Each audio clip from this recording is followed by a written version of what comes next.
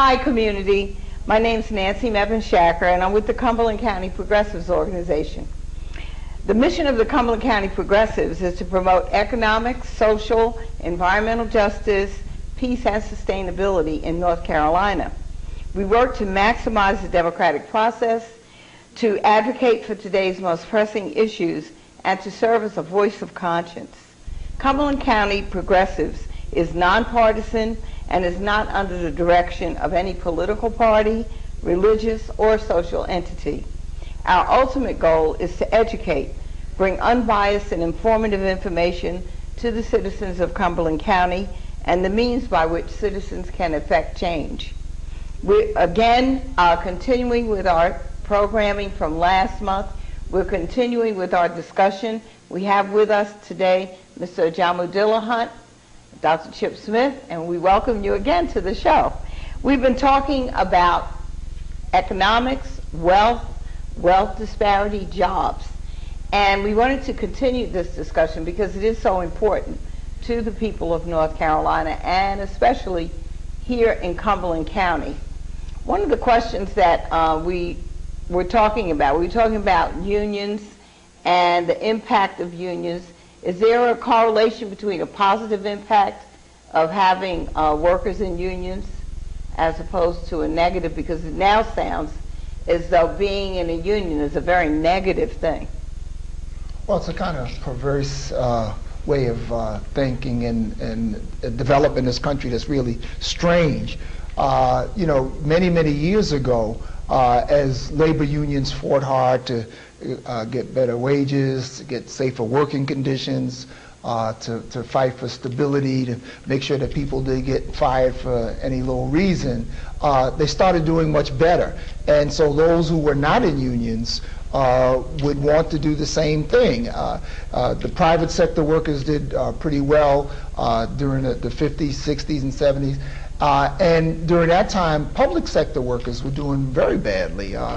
If you just think about the time that Dr. King was alive and supporting the Memphis sanitation workers, right. Those were public sector workers. And of course their main demand was for dignity, but it was also for wages, it was protections on the job. 2 years later in 1970, there was a postal strike. At that time, postal workers earned so little that many of them in metropolitan areas actually were eligible for food stamps and other kinds of aid. So we have situations like that now. Well, public sector workers, had a difficult time, but because they had unions and because they had collective bargaining, they were able to kind of close that gap and really make a difference and get better wages, to get benefits and even pensions. And pensions is a key point here. But in the private sector, you've had the reverse.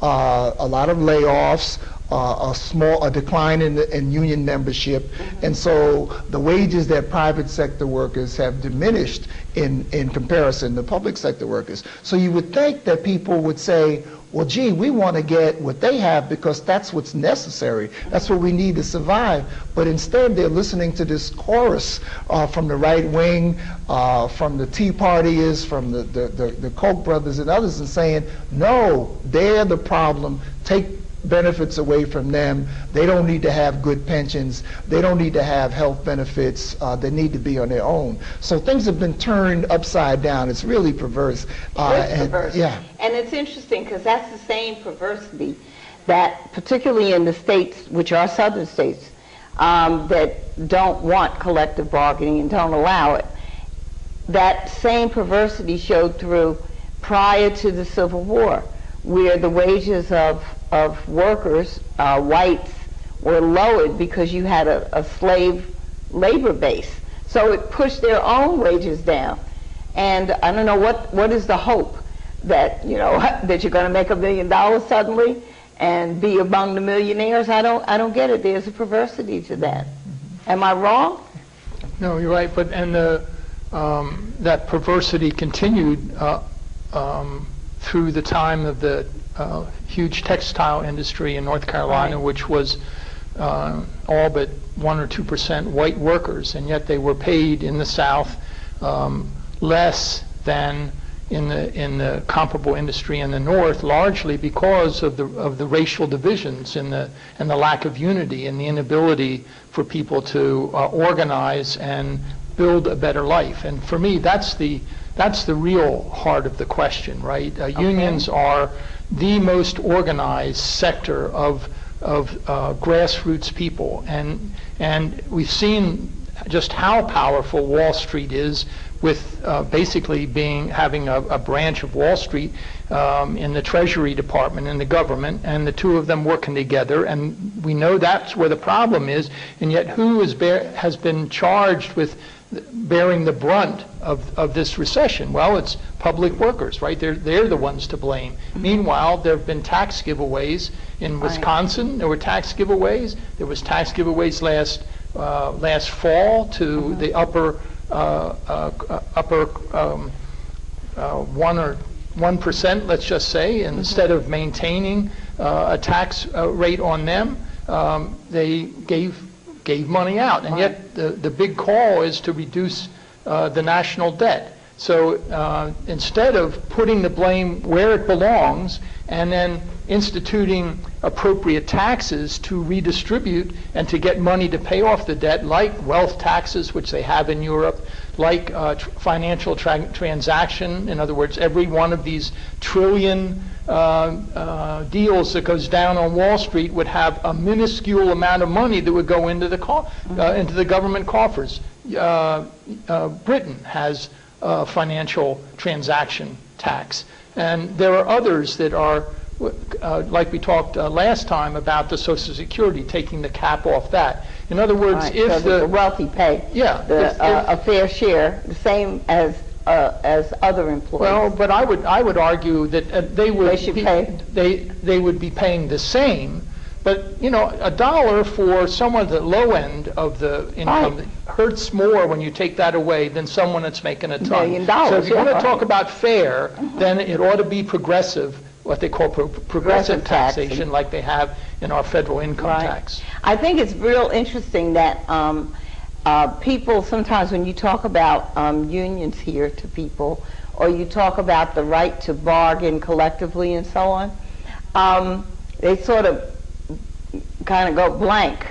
And yet the bankers, when they received their bonuses, they had to be paid. Although the taxpayers bailed the banks out, right? They had to be paid their bonuses. Why? Because there was a contract. Because there was a contract. Because there was a contract, and you had to accept that contract. So they got all those bonuses. And yet many people have not put those two things together to understand that contract protects you. It protected the bankers in getting their bonuses, and as I said on the last show, if you just took the bonuses, not the salaries, but just the bonuses that were paid, you could pay off the debts of all the states that are in debt now. Amazing. Mm-hmm. That is just so amazing. We wanted to talk about children in North Carolina, the poverty rate. Because one of the things that they say, North Carolina has a strong educational system, right? And it has very low union participation. So if you have those two factors, ideally, you should have high employment in North Carolina. What would stop it? And we know that we have high unemployment. That impacts families. Maybe you want to speak to that, Ajamo. I know that's one of your specialties. Well, 2 points on the first observation you made, though, about the low unionization rate and unemployment. That kind of really goes at this myth that having unions has some impact on jobs and the economy and whatnot. So we've got the lowest rate of unionization here in the country at 3.2%, but you still have very high unemployment. So there's no relationship at all. That's just a fallacy. It's fiction, and you can see it right now. And I think people need to be speaking out strongly, those who see it, to really show other people that that's just not a reality. But as a result, we've got this severe poverty in North Carolina, which doesn't get better. And you asked particularly about children and young people, and I think that the number of children in North Carolina living in poverty has risen now from 19% in 2007 to about 22% right now. And so, I mean, that's a serious figure. Almost a quarter of the children in North Carolina are having a difficult time. They're living in families that can't provide housing for them, sufficient nutrition, education. I mean, education, although it's free, and that's doubtful in the future because of the attacks on public education. But even to go to school that's free requires other kinds of supports for families that they don't have. And then the poverty rate also has had a devastating impact on communities of color, and so that 1 in 4 people of color in the state of North Carolina, it's a quarter of the people, are living in poverty. So it really suggests that there needs to be very aggressive kinds of programs to get people back to work, to get money into the economies, because the truth of the matter is, if we're talking about a deficit and trying to deal with that, one of the ways is to increase revenue, and nobody wants to talk about that, right? Now, Stiglitz from Chicago, the economist, is one of the economists that says that we're doing absolutely the backwards thing. We're taking money out wherein we should be putting it in, which will then make the economy move. Is my understanding of that correct? Yeah, I think that's very much on the money, and one example that would back that up is that the head of the Federal Reserve, Tim Geithner, is talking about what they call quantitative easing, pumping $600 billion of cash into the economy as a way to sort of try to float it, right? So that shows that what they want to try to do is to put purchasing power out there so they can buy up the products and get the economy going. But meanwhile, they're doing that with their right hand. Talk about right hand not knowing what the left hand's doing. The left hand, meanwhile, they're squeezing people as much as they can, taking purchasing power. That would be the right hand. Yeah, that's true. I got it the other way. The opposite way. The right hand is the one that's doing the squeezing, and the left hand is the one that wants to put money into the economy. Right. So, I mean, really is, again, not a rational approach to things. And what it does show, I think, too, again, is that, for example, in Wisconsin, we were talking about that last month, the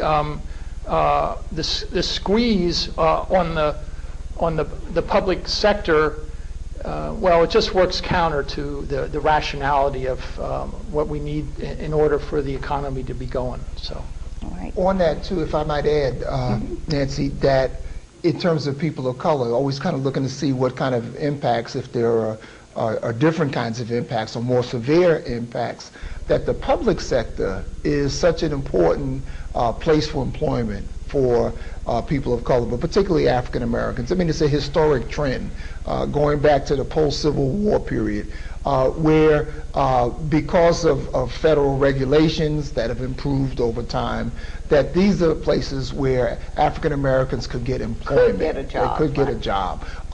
Whether it's the Postal Service, I think Frederick Douglass worked in the Treasury Department.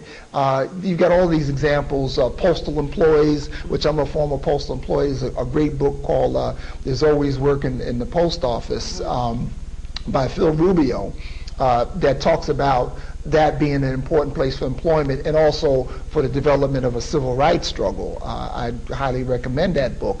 But and teaching. Yeah. Teaching those places. And a lot of times, it's the only thing that stood in the way of African Americans in those jobs would have been examinations through the civil service, and people passed those tests. And so the kind of subjective factor about race and discrimination was eliminated as a result of that. African Americans are probably 33% more likely to be in the public sector. Large swaths of our community get that. So as you reduce